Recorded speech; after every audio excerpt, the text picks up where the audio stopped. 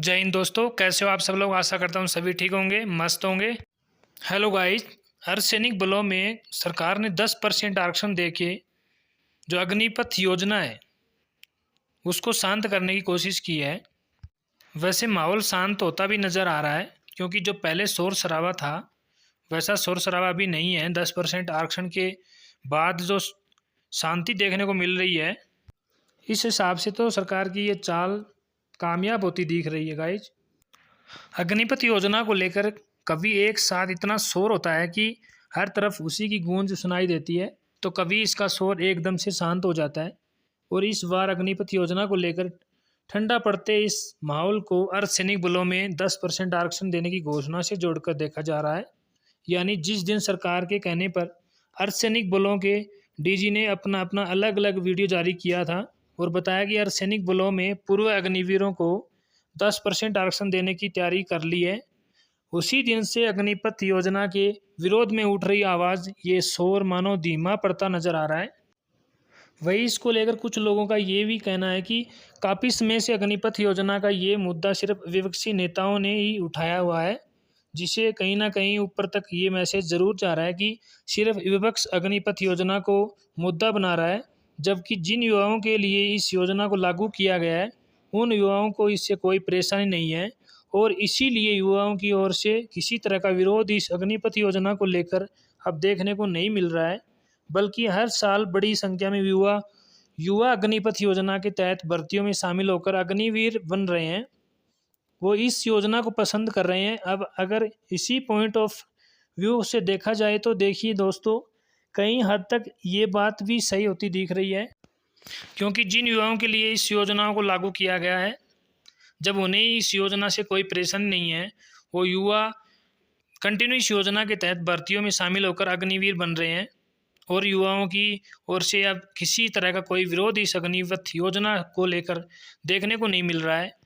तब तो फिर यही कहा जाएगा ना कि सिर्फ विपक्षी इसे राजनीतिक मुद्दा बना रहा है, युवाओं को इससे कोई परेशानी नहीं है। हालांकि सच ये नहीं है और ये हम भी अच्छी तरह जानते हैं, बल्कि सच तो ये है कि युवाओं को इस योजना से बहुत परेशानी है और वो इस योजना को बिल्कुल भी पसंद नहीं करते हैं। और तमाम युवा ये भी चाहते हैं कि इस योजना को वापस ले लिया जाए और फिर से सेना में परमानेंट भर्ती प्रक्रिया शुरू कर दी जाए। लेकिन फिर सवाल वही आकर उठता है कि आखिर युवाओं को जब ये योजना पसंद नहीं है तो चाहते हैं कि इस योजना को वापस ले लिया जाए, तो फिर इसको लेकर युवा आवाज़ क्यों नहीं उठा रहे हैं, अपनी मांग क्यों नहीं कर रहे हैं। देखिए, इस सवाल का जवाब तो युवा ही दे सकते हैं कि आखिर इसको लेकर आवाज़ नहीं उठा रहे हैं। लेकिन देखिए, आपने इस बार ये भी ज़रूर देखा होगा कि जैसी अग्निपथ योजना का मुद्दा गरमाया तो मीडिया में भी उसे पूरा कवरेज दिया जा रहा है, जबकि जिस वक्त इस योजना को लागू किया गया था और इसको लेकर देश भर में युवाओं ने विरोध किया था, उस वक्त ऐसा बहुत कम देखने को मिल रहा था। मीडिया में युवाओं की मांगों को, युवाओं की आवाज़ को जगह नहीं मिल पा रही थी, वहाँ पर इसको लेकर कवरेज कमी देखने को मिला था।